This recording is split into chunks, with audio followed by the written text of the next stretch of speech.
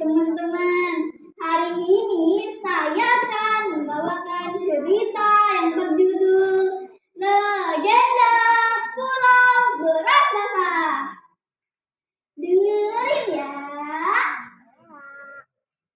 Di daerah Bone, Sulawesi Selatan, nampak perkampungan yang lahannya subur. Masyarakat penuh sukacita dan bahagia mempersiapkan acara syukuran panen raya. Karena 2,5% dari hasil panennya akan dibagikan kepada masyarakat yang tidak mampu dan akan menaikkan upah para pekerjanya. Sesuai nazar yang diucapkan saudagar 3 bulan yang lalu apabila berhasil panen.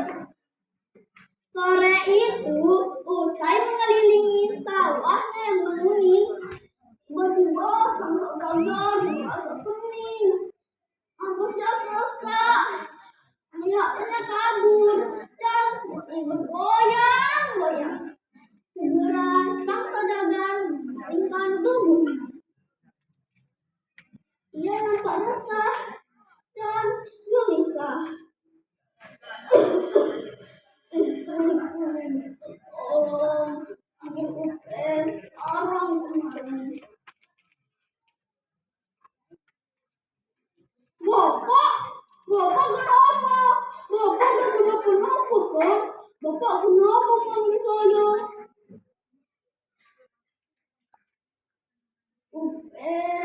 Bila usia Bapak tak panjang, tolong tunaikan nazar Bapak untuk membagikan 2,5% dari hasil panen dan menaikkan upah para buruh. Bapak jangan ngomong begitu. Bapak pasti akan baik-baik saja. Saya akan mencarikan sandra terbaik di tanah di sini untuk mengobati Bapak. Mencium tangan bapaknya lalu menahan diri. Begitu keluar kamar, bingung. Pada siapa dia akan bertanya informasi tentang sandra terbaik di tanah di sini. Ia menghampiri jendela dengan bertepuk hampa. Berjuta doa diucapkan terulang-ulang, berharap kesembuhan pada bapaknya. Sama-sama Kupen mendengar bunyi kecapi yang mengiringi jenjang yang membuatnya semakin membawa arus kesedihan. Kupen mendekati sekumpulan pemuda pemusik itu. Ia bertanya di mana sandra terbaik tinggal. Mereka pun memberitahu bahwa di ujung kampung tinggallah seorang indosat. Kupen bergegas menuju ke sana.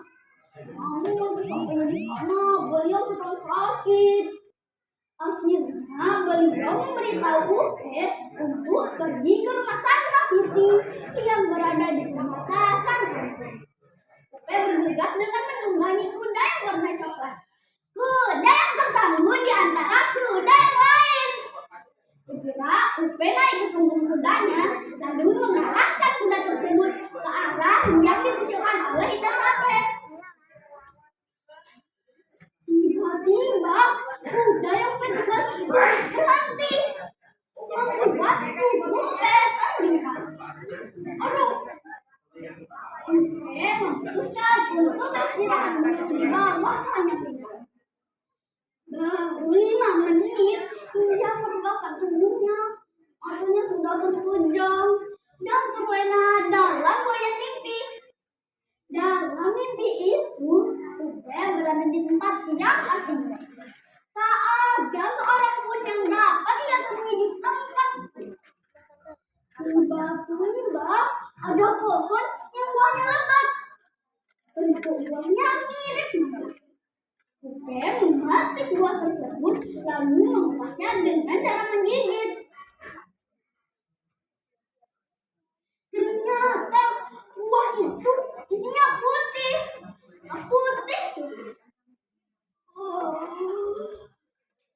Kupen terbangun dari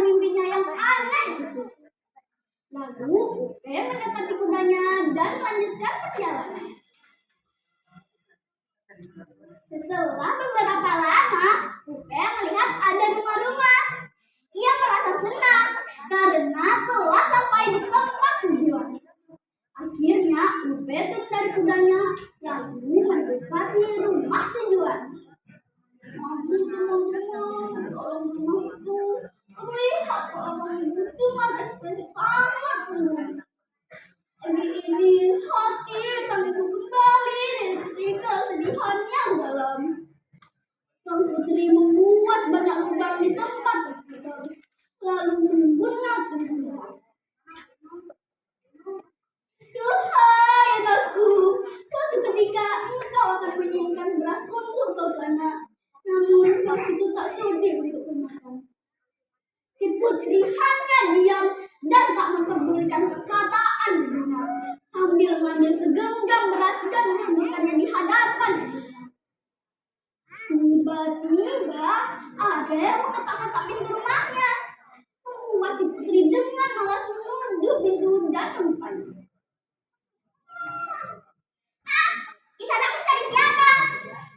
Upe tak mampu menjawab pertanyaan itu karena ia tersihir oleh kecantikan si putri. Halo, apakah Isana tidak mendengar? Ada siapa, nak? Entahlah, Indo, saya tidak tahu. Kesinilah, Indo saja yang ada di tamu ini. Masuklah, nak. Setelah itu ceritakan apa tujuanmu kemari.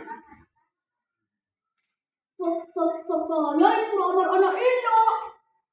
Upe jadi lupa dengan tujuan utamanya sampai di kampung itu. Indo tertunduk sedih karena hanya orang asing yang berkenan meminang anaknya. Namun perlu Indo sampaikan bagaimana anak Indo bahwa kalau ia makan ia suka memisahkan nasi yang banyak. Bahkan ia suka membuang-buang beras. Tidak masalah, Indo. Baiklah, ia akan serius menikahi putri Indo. Maka ajaklah orang tuamu ke sana. Meski sederhana kita mengadakan acara syukuran. Saya sudah sakit, Indo. Tetapi saya akan membawa saudara-saudara saya kemari.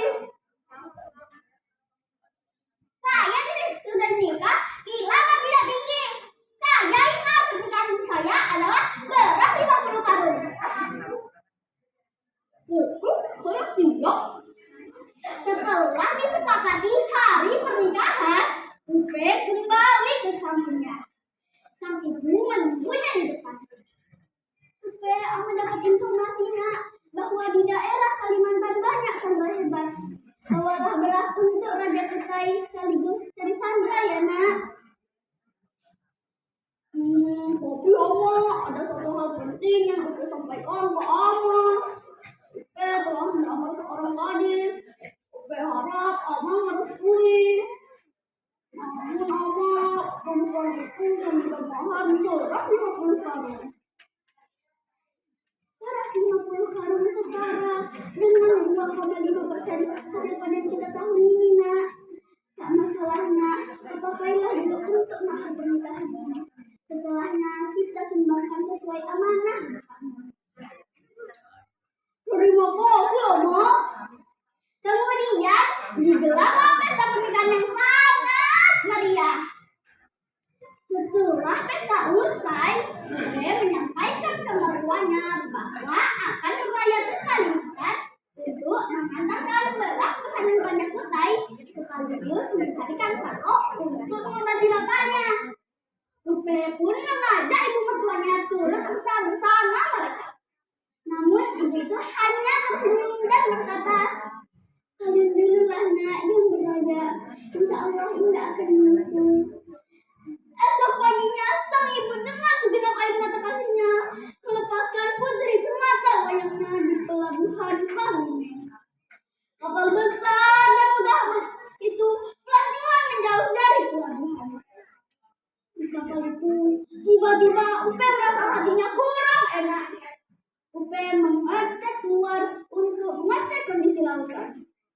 Di tengah laut yang tak jelas ujung tepinya, Tiba-tiba hujan turun teramat deras, angin bertiup semakin kencang, ombak laut meninggi menghantam kapal kayu. Kapal itu terombang-ambing dan akhirnya tenggelam. Namun Upe, istri dan keempat bawahannya selamat. Upe meminta salah satu bawahannya yang terlihat masih cukup kuat untuk mengambil sedikit. Tak lama kemudian bawahannya tadi itu muncul dengan tubuh besar dan bata-bata semua berubah menjadi pasir putih. Tuhan, dengan perasaan kaget, Upe berteriak, "Tidak!" Tak lama kemudian, di tempat karamnya kapal itu, air laut benar-benar surut. Beras yang dibawa bertongkang itu menjadi hamparan pasir putih. Salah satu bawahan Upe berteriak berkeras, "Beras basah! Beras basah! Beras basah! Beras basah jadi pasir putih, Tuhan!" Oh tidak!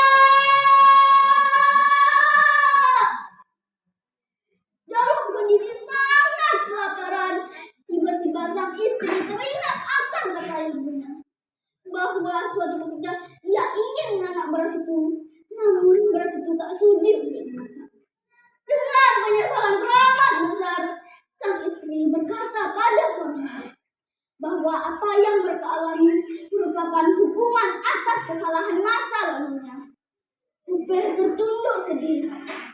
Tiba-tiba ada buah yang hadir menghampiri mereka. Buah itu persis dalam mimpi Upe. Sang istri pun berjanji tak akan membuang buah beras lagi dan tak akan membiarkan nasi menjadi nasi.